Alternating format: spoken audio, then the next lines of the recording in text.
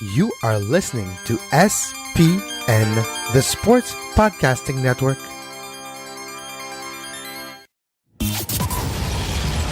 Welcome to Scuderia F1, the podcast that's always up to speed with the latest Formula One news. Follow us on Twitter at Scuderia F1 Pod and subscribe to the show on iTunes and Stitcher. Now, here are your hosts, Mark Dailey and Kevin Laramée. Hey everybody, what is up? Welcome to the podcast that is always up to speed with Formula One. Hope you're having a good week wherever you are on our beautiful big blue planet. My week has been absolutely insanely crazy, and today's been absolutely insanely crazy busy, but still I wanted to sit down, talk Formula One for a little bit because it's about the only way I'll feel normal at the moment, rushing from one thing to another. Anyways, let's just get right into the show this week. There's plenty of news, plenty of things to talk about, and there's some good news right off the top of the bat, and that is that Niki Lauda, the non-executive chairman of Mercedes, has been released from hospital in Vienna after being admitted a couple of weeks ago following a flu-like infection. He was on holiday over Christmas in Ibiza with his family, and he was admitted into the hospital in Vienna. He was flown back to Austria, more as a precaution because, of course, he underwent that lung transplant last summer, and the doctor that was looking after him said that there was no point that there was any risk to his life. They were just being extra cautious because his immune system is still a little bit weakened and compromised. So it was said a week or so ago that Niki was supposed to be on the pit wall in the garage at the Australian Grand Prix in Melbourne in about 2 months' time. Whether or not that is going to happen remains to be seen, but of course we wish him all the very best, and of course health comes first and family comes first. So hopefully he's completely recovered and back in the Formula One paddock before we know it. So, talking about Niki Lauda, let's talk about his former team. Of course, he drove for Ferrari many years ago, and the fallout after Maurizio Arrivabene was mutually parted ways with last week, if you want to call it that, still is rolling around, and there's some talk, and has been rejected by the Ferrari president, John Elkann, that there is no rift and there's no further problems going on, and no further management upheaval. That was even suggested that they might call in former team boss Stefano Domenicali, who's now the CEO over at Lamborghini, to come in and help them out, because there was other rumors that CEO Louis Camilleri's position was under fire, and it really just seems to be a lot of drama at the moment. So who knows, maybe read somewhere between the two lines, and maybe there is, maybe there isn't, but definitely we're seeing, I think, the repercussions and the fallout after that disastrous season. And I think it's pretty obvious that Ferrari themselves, even though they might not be publicly saying it, realize that they should have won at least one world championship last year, either drivers or constructors, take your pick. But obviously there was a lot of things going on behind the scenes, and although Sebastian Vettel gets a lot of flack and a lot of criticism, of course a lot of it is obviously well-deserved, and or at least well aimed and pointed at him, the criticism, because he is he should be accountable for some of the mistakes that he made at different times during the season in 2018, because it was a snowball effect, and there were multiple things going on. And of course, the team themselves and some of the management and the tactical decisions that they made. Hockenheim was one where they didn't react fast enough. He stayed out way too long and, of course, crashed out. The other one that comes to mind was qualifying at the Italian Grand Prix at Monza, when they always did this thing on in Q3 where they kind of switch it up, and Raikkonen and Vettel would go, and one would get the benefit of the tow over the other one, and it looked like Vettel had beaten Raikkonen at that time, but Kimi put in one heck of a lap to take the pole position. And of course, when it came to the race, Vettel's race was over by the first lap. Well, before the first lap was even done, he was knocked out of contention after tangling with Lewis Hamilton, which, of course, probably was an avoidable situation. So we will have to see if anything else changes at Ferrari. Of course, we still have the basics of it, that Arrivabene is gone, and Mattia Binotto, who we talked about last week, is the team boss, and there is some restructuring going on there. Whether or not they are done is another story. And now Martin Brundle, the ex-driver turned TV pundit, who's been on the job doing color commentary for quite a very long time ago, really believes that, and he called it, quote, "things weren't right at Ferrari last week in the wake of Maurizio Arrivabene being mutually parted ways with as a team principal." And Martin, I think he made a good point, and he said, of course, you can draw a lot of conclusions, but of course you don't really get the true and the full picture without being inside the organization in question. Of course, Martin would be have a better look and maybe a better viewpoint than most of us, being the fact that he is a former Formula One driver and he's still obviously commentating on TV. But you can use what you see on the outside and probably draw a fair amount of logical and probably fair conclusions from that. And I think that it may be a little bit of an understatement, what Brundle is saying, that things weren't right at Ferrari. I think obviously they weren't. And, when we were just talking just now about Vettel crashing out at the German Grand Prix last year, that really was the turning point. It seems right there. I mean, of course, hindsight is 2020, but it really seemed then that his world championship was really hanging by a thread at that point. Hungary didn't go well before the summer break, and then of course it really looked like coming back that there was going to be an exciting second half to the season, but it was a bit of a flash in the pan. Of course, Vettel had an excellent race in Spa, and they totally dominated Mercedes, but it was basically a one-off, and that things never really got back on a roll for him or Ferrari for the rest of the season. Of course, there was one bright spot when Kimi won at the U.S. Grand Prix at Austin later in the season, but by that point, it was pretty obvious that things were really starting to come off. So I think it is a fair comment by Martin Brundle, and of course, well, we will have to see if things still go, are really going to change there, and whether Mattia Binotto has enough time now before the start of the season to really make an impact and really get the team pointed in the direction that he wants. I mean, he is the guy that was the one of the key figures in the revival over the past year or two.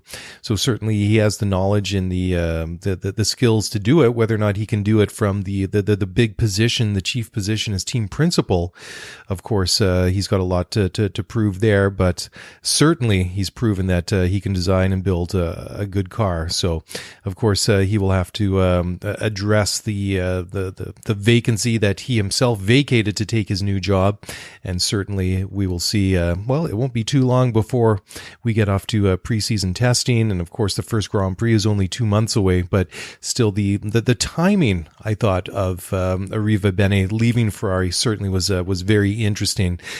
You would have thought that if they were planning to make a change, and I know publicly they were saying that the decision and the choice to part ways with Arrivabene came after not only I guess some soul searching on their own behalf, but also in discussions with Arrivabene himself.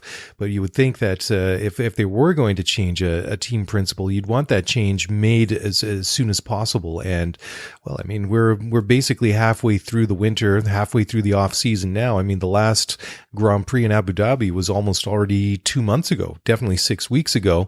And it seems like a very, very long time, because although as fans, the winter might seem like an eternity to us between Abu Dhabi in one season and then Australia kicking off the new season, for the teams and the drivers and everybody that's preparing to contest the Formula One World Championship, I'm sure that time flies by. And I'm sure as we speak and as we listen to this podcast right now, that there are people working very hard in the Formula One world getting prepared for the new season ahead. So definitely 2 months does not seem like a very long time in my mind for Binotto to really get things sorted out. And before we know it, Australia will be. Sticking with the Ferrari news, there is news that Mick Schumacher is close to joining Ferrari as a junior junior. Tripping over my tongue. Like I said, it's been a long day. Anyways, he's set to join Ferrari's young driver program. This has been kind of going around the past couple of days as a rumor. So by the time you listen to this podcast, there may have actually been an official announcement made. So he's the 2018 European Formula 3 champion. And of course, Schumacher. Yes, his dad is Michael, the 7-time world champion and one of the best racing drivers, one of the best Formula One drivers of all time. And of course, Schumi himself, or Schumi Senior, I should say, won 5 world championships with Ferrari from the time period of 2000 to 2004. He won the other 2 with Benetton in the 1990s. And there's been a story going around that Ferrari is, well, they've been quite blunt and quite open about it, that they would really relish and really jump at the opportunity to work with Mick Schumacher. He's only 19 years old, and it's interesting that despite his pedigree and despite the success he's been enjoying in the lower formulas over the past couple of years, and of course his the family name and what his dad did, that he hasn't been allied or linked to another team. So it seems obviously like a logical choice. It seems like a natural fit for both Mick and Ferrari. And well, it could very well be that one day we will see him in Formula One. I mean, certainly he's impressed in his career so far. And at 19, I mean, well, you look at some of the other guys that we're seeing in the youth movement in Formula One. And I think that's why it's a little bit interesting. You see like the likes of Charles Leclerc, and you see the likes of Max Verstappen a couple of years previously getting their crack in Formula One at a very young age. I mean, we got George Russell and Lando Norris, both young guys.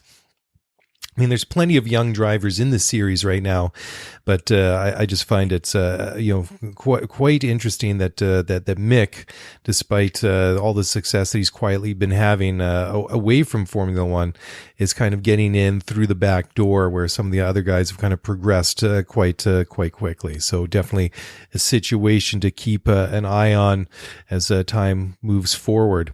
So talking about 2019, and of course one of the big things to really keep an eye on once we get to the Australian Grand Prix in about 2 months from now, is how the new rule changes for the front wings and simplified barge boards and all these tweaks that they've made to the aero rules for 2019 are really going to affect the cars. Of course, the goal is to improve the dirty air, the disrupted air behind the cars, so the cars that are following are able to fight more, and hopefully it's going to promote more overtaking, and by that make Formula One more exciting, because, well, there's been no shortage of complaints and criticism over the years, and rightfully so in many cases, that Formula One isn't quite exciting enough at times.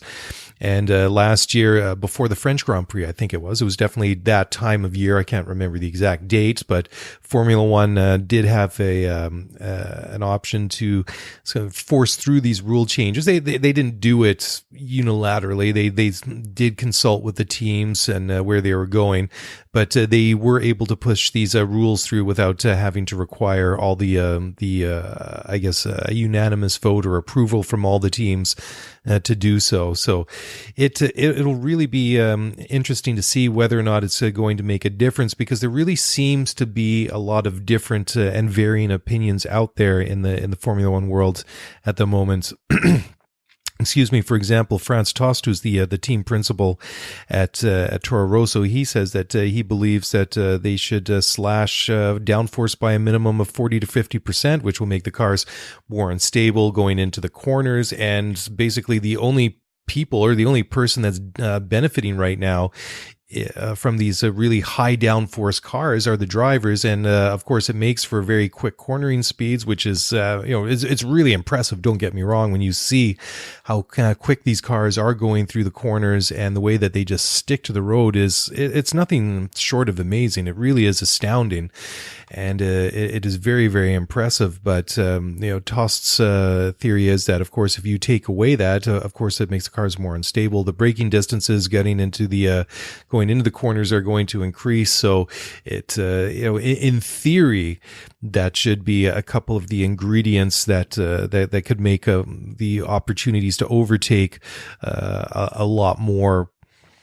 I wouldn't say plentiful, but definitely it should provide for more of those situations. Now, if you look at Pat Simons, who's been around Formula One for a very long time, and he says that slashing the downforce could leave Formula One no better off. And he said it's too easy for the rule makers to slash the downforce levels and still fail to improve the racing, because you kind of go from one extreme to the other, and there can be a lot of unintended consequences. So you go almost from when you look at what Tost is saying, by reducing downforce by a minimum of 40 to 50%, which is, of course, half of what the cars are generating now, obviously. There's some pretty elementary math there, of course. But he's basically saying, you're going from one situation to the other extreme.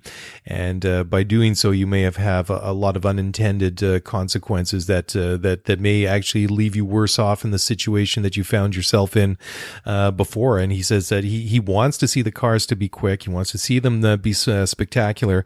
But if there's too much ground or downforce, and he says he calls it that the cars are basically being nailed to the ground, there isn't anything really particularly spectacular. I guess that there's obviously a bit of a difference of opinion there. I find it quite impressive to see that. But I guess when you're on the inside, all the ins and outs, and you can see some of or at least have some ideas on how to improve the situation, then maybe if you're like Simons, you're going to see it from a completely different point of view. I mean, certainly the way that I think that Formula One is going around or going about the idea of trying to make racing more closer, to make it more exciting in the short term, I think it's well intentioned. Don't get me wrong. I think it's a very noble, and I think it's a very positive step. And I'm glad that there was consultations from the teams.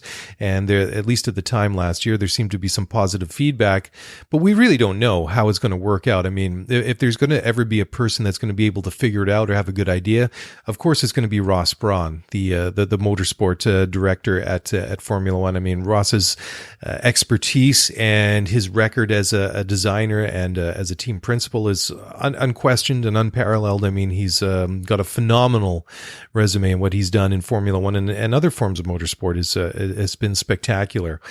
But of course, you can come up with these ideas, you can model them in the computer, but how that's really going to turn out when you have 20 cars on the grid in racing conditions come March 17th or whatever it is going to be a completely different story. So the jury is very much still out on this, and whether or not it's going to make a difference remains to be seen. And Simons, he actually goes on to say that he believes that the situation would have gotten worse without the changes that they've implemented for 2019.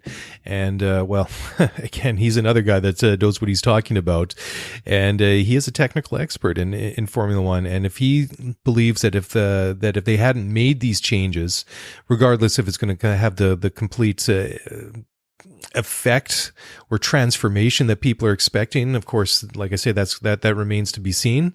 But I think that if you have a guy like Pat Simons sitting up and saying, well, if they didn't make these changes, Formula One was going to be a lot worse off. So worst case scenario, yeah, things would have gotten worse. Best case scenario, you're going to have a complete transformation, and overnight it's going to be a much more exciting series with a lot more opportunities for overtaking.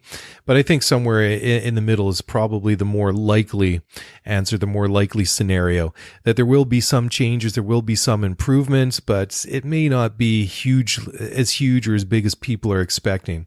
I mean, if it makes it more exciting and makes more chances for opportunity or passing opportunities, I think that's great, and I think that's where it's at. But I think realistically, we're kind of in a bit of a limbo at the moment. Of course, the current Concord agreement expires at the end of 2020, so Formula One is looking at 2020 on and beyond. So they've got this long-term vision that they want to accomplish, and there's been a lot of different ideas that they've already put forth to the teams. And what we talked about on the show last week, that Ross Brawn was saying himself that he's satisfied in the directions, that the discussions and the way that things for post 2021 or post 2020 are really going, but he was just dissatisfied with the amount of time that it's taking to really get things going. It almost sounds like, I wouldn't say glacial, but definitely at a snail's pace. And just the fact that that there is so much input and the direction seems to be positive, to me is it's a positive development in a sport that's full of politics, and of course it's traditionally and historically been a sport where the teams cannot really agree on anything. So at least if they're having these discussions, they're talking about it, and it's looking good, and they're going in the right direction, then I think that's a positive step. And who knows what they're going to come up with for 2021? And I look forward to it. You do hear different things coming out. How about they want to simplify the engines and further changes to the aero rules? Of course, they're going to be changing the size of the wheels. There's so many different things that are going on, and those are the things we just know about. These are the things that have been discussed publicly. These are some of the things that have been leaked out. So who knows what the final version will be? But certainly, at least theoretically, we are going in the right direction. But there was one person, and that's the Racing Point technical director, Andy Green, that he says that the relatively small rule changes have really impacted the car's performance and balance a lot, is what he's saying. He said that basically they were thought that when they first put the car into the wind tunnel that they were going to lose a couple of seconds for lap times, which we've seen lap times actually get quicker over the past couple of years. And not only are they losing a couple of seconds of lap times, and it's actually turning out these different changes are really affecting the balance of the car. And Green has actually gone on to say that he considers it the worst possible outcome. He said that he hopes that there will be some positives in respect to closer racing, and he said that that Racing Point is like all the other teams in Formula One. They're trying to. It almost makes it sound like that they feel like he feels like they've done a bit of a deal with the devil, and he said that they're trying to crawl their way out of the hole that we jumped into with the new regs. So not really a ringing endorsement, but it's surprising just to hear from somebody that's right there and involved, intimately with the design and the evolution and build of this new car for Racing Point, is basically saying that these little tweaks and little changes to the aero rules for next year are having such a big impact that is really almost made it to feel like a complete redesign of the car when it's not really. But just the changes they're making have really affected it as if it were a redesign of the entire car. So it really mixed opinions depending on who you're talking to or who's really weighing in on the situation. And again, we'll find out 2 months from now. Australia, it's coming soon.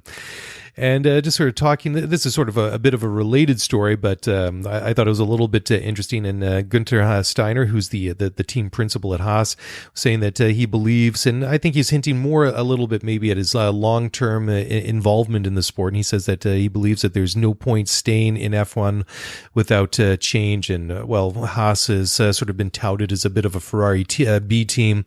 And of course, they're one of those middle of the pack kind of teams.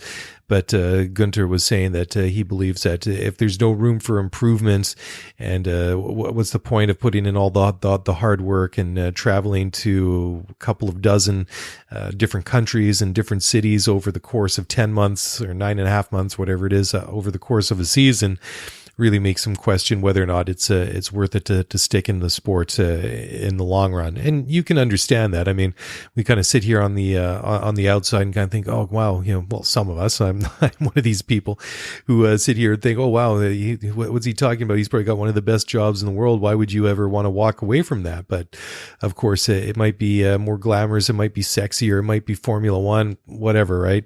It's we've all been in this situation at one point in our lives where something just isn't challenging anymore, or the motivation is gone, whatever the reasons are, it just isn't any fun, or there's no room to improvements. I mean, we've all probably changed jobs at some point. I mean, did any of us really want to stick in that job that we felt that there was no room for improvement, no room for personal growth? No. And I, for one, have left a job before in the past because I felt like that I could come into work for the next 25 years and nothing would ever change. There would be no room for advancement or improvement. And I guess on a slightly bigger and cooler scale, I guess that's what Günther is thinking about too. Maybe not so much that his job per se is not interesting and varied, but I think maybe more the results as what Haas is achieving on the track, that you put in all this hard work and all this dedication, all the sacrifice on the personal front, and the team is just not really able to make gains on the competitors and really become a challenger, which that's really what it's all about.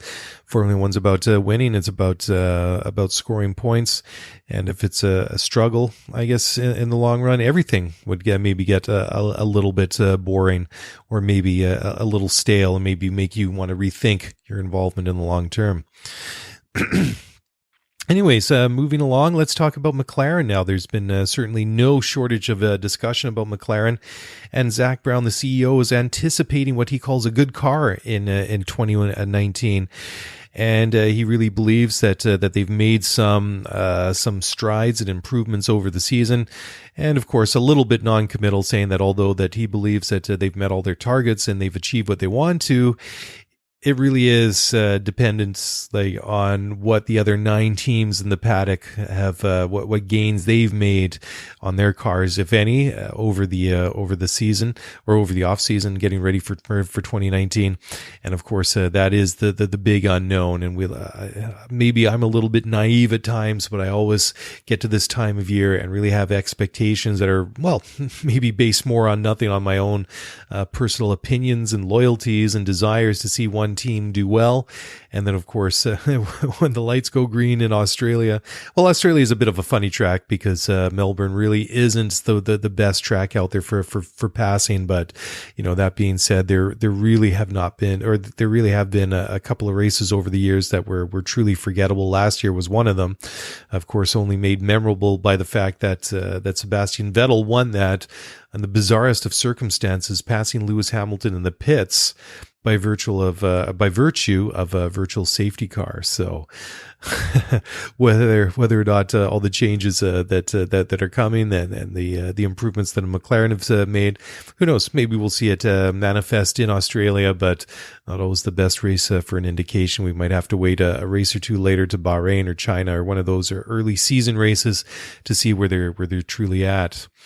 And just going back earlier, Martin Brundle was talking about how he felt that things weren't quite right at Ferrari. He also had to weigh in that he believes that McLaren and Williams are in what he calls an F1 void between the works teams and the B teams. Of course, you have your works teams like your Ferraris, and then your Saubers and your Haas's, teams like that. Then of course you have your Red Bull and your Toro Rossos.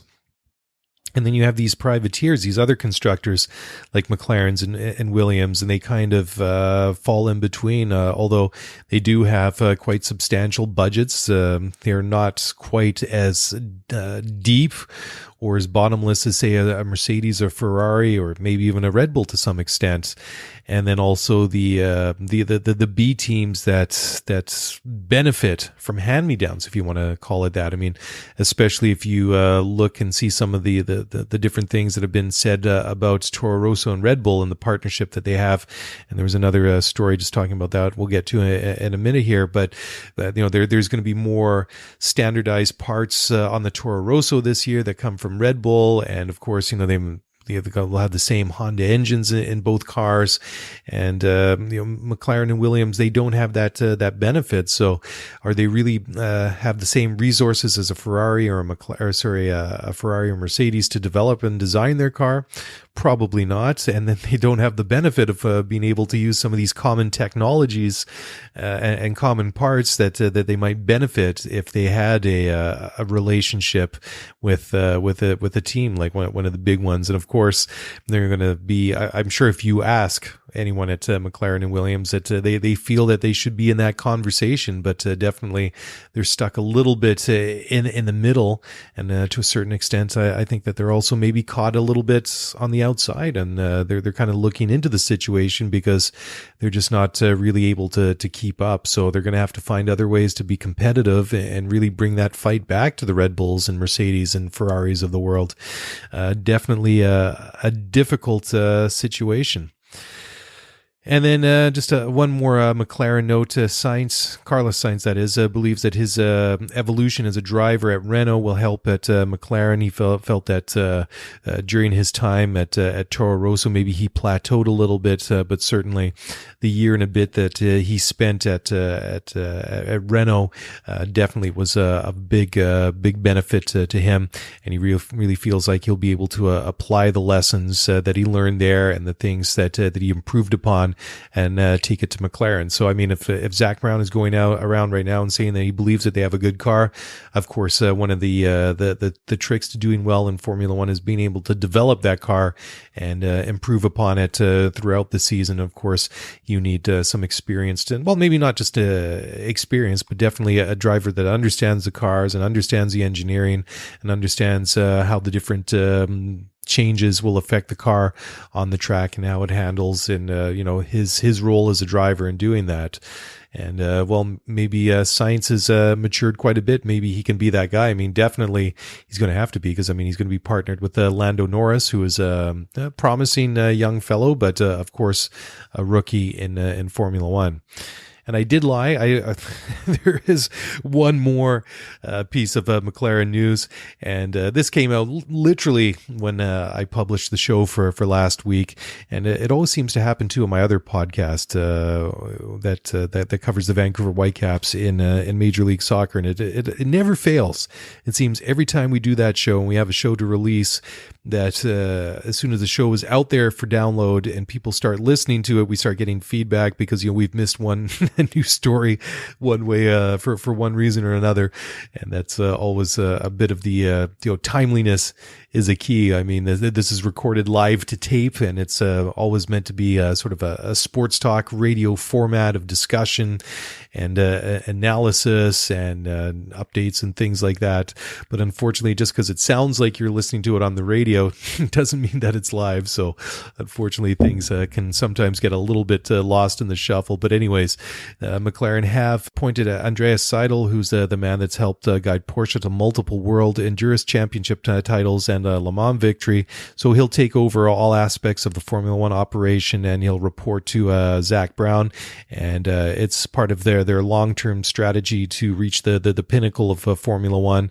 And they've been kind of stuck and regressing and kind of been stuck in the mire for several years now. And he will join the team at some point in 2019. They haven't committed to a date other than it will happen sometime this year.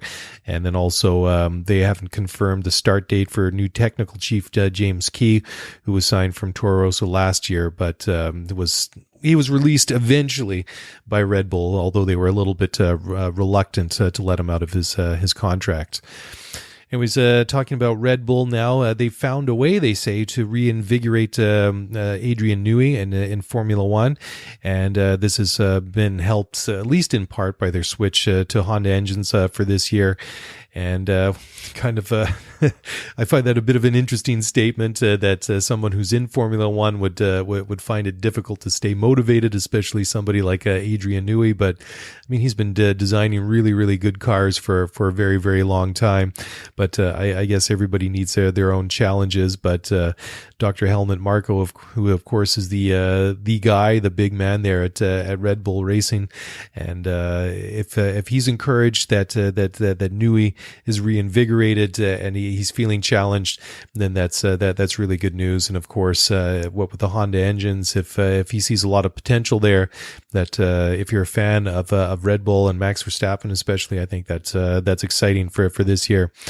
And I just hinted to it a few minutes ago, and just about the whole works and B teams things. And the story I was hinting at is that Toro Rosso are willing to take more what they're calling sacrifices for the sake of Red Bull, and take engine penalties and grid penalties and things like that if it helps speed the development of the Honda engine.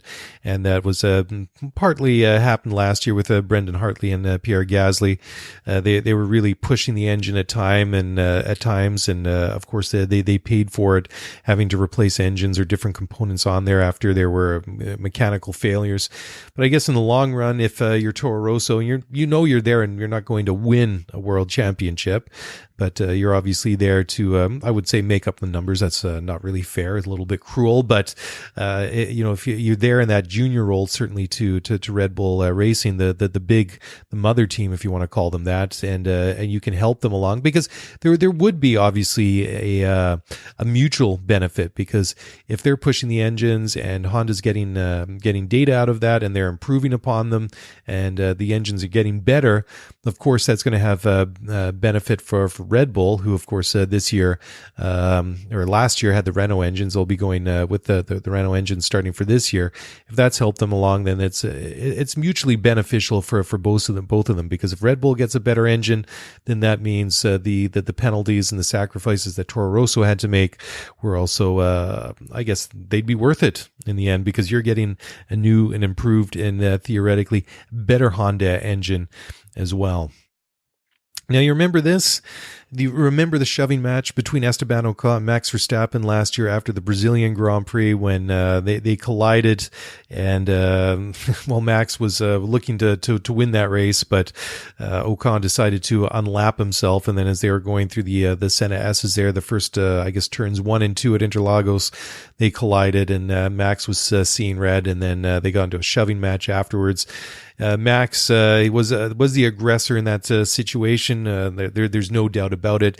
Anyways, the fallout from that was that he had to do 2 days of community service, and that was handed down by as punishment. So he served the first day of that. And if you're thinking maybe he was going to be out there, at some sort of doing some public service announcements for wearing seatbelts, or not playing with your phone at the stoplights, well, it wasn't that. He spent 1 day with the stewards at the E-Prix at Marrakesh last week, the Formula E race, and he said it was a very constructive thing for me.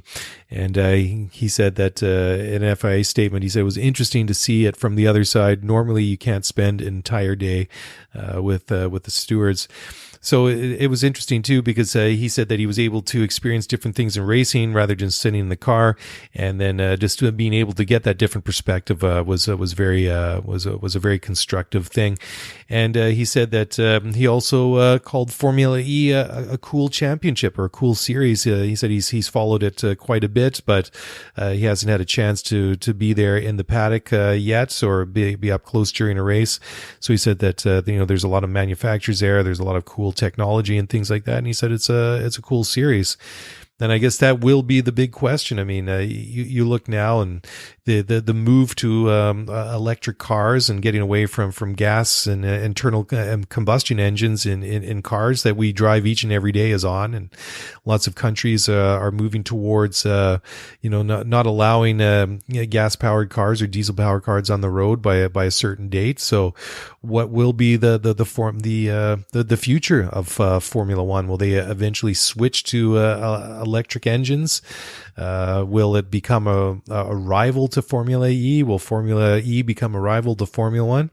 That's a really deep question, and I don't think that's one I'm really prepared to take on at the moment. Honestly, I don't really know too much about Formula E. The big problem is that here in Canada, at least in the English-speaking part of Canada, there really isn't anywhere I can turn on Formula E and sit down and watch. I mean, you can get the highlights on YouTube and stuff like that, but certainly it's not at that level yet where it's readily available available and convenient to watch it at any time.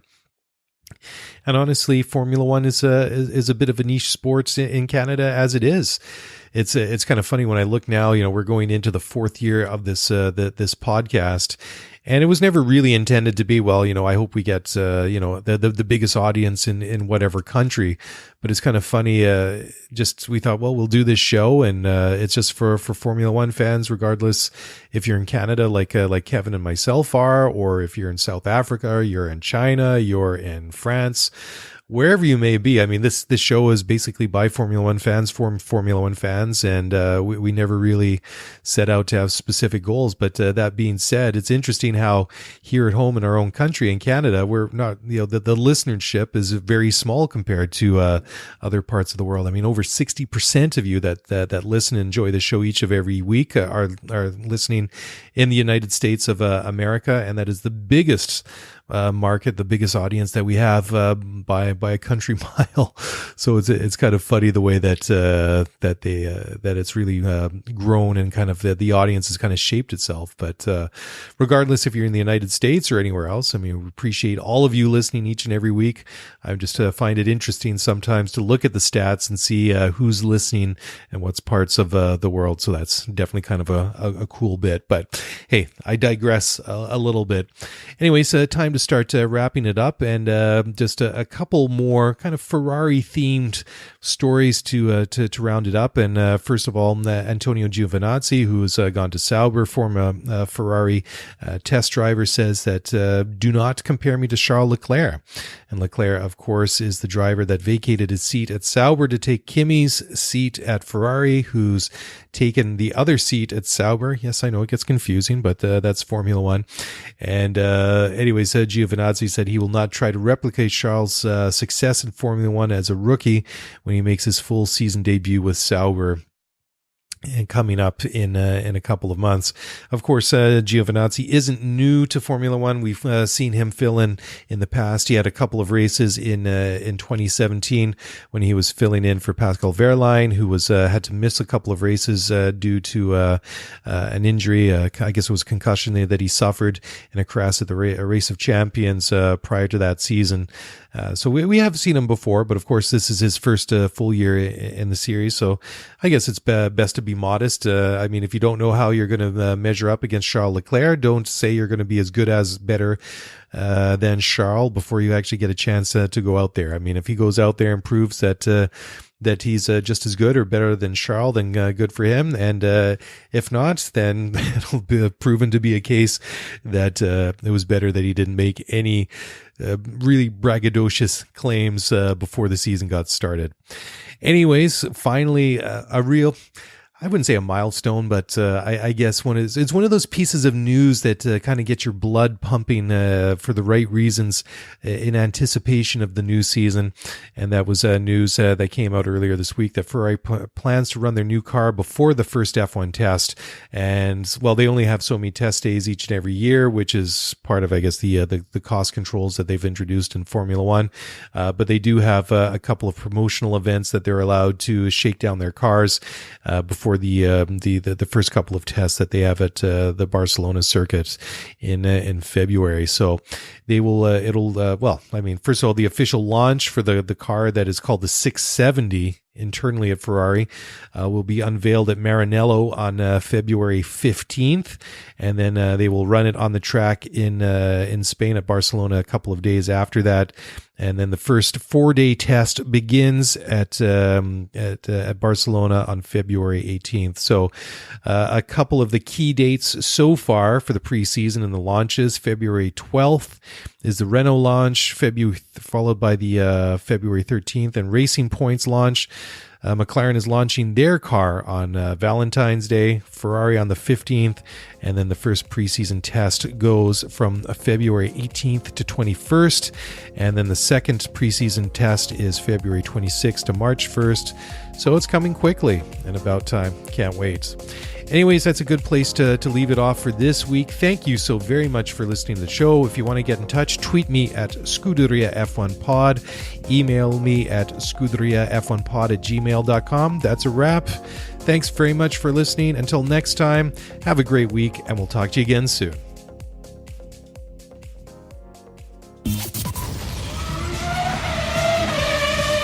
Thanks for listening to the Scuderia F1 podcast. If you want to get the show notes for this episode, then head over to ScuderiaF1pod.com. Want to get in touch with us? Then email us at ScuderiaF1pod@gmail.com. You were listening to SPN, the Sports Podcasting Network. Visit us, sportspodcastingnetwork.com.